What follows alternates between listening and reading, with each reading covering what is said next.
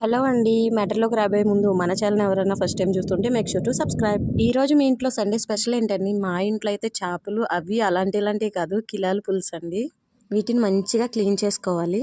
చిన్న సైజు 4 ఉల్లిపాయలు, 2 టమాటాలు, 4 బెండకాయలు కోసి పక్కన పెట్టుకోవాలి. ఒక గిన్నె పెట్టి దాంట్లో ఆయిల్ వేసి ఉల్లిపాయలు బాగా మగ్గనివ్వాలండి.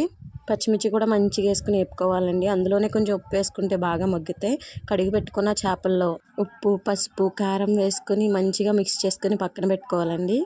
ఉల్లిపాయలు బాగా మగ్గిన తర్వాత కోసి పెట్టుకున్న టమాటా ముక్కలు కూడా వేసుకుని మంచిగా మగ్గనివ్వాలండి. మెత్త ప్యూరీలా అవ్వాలి.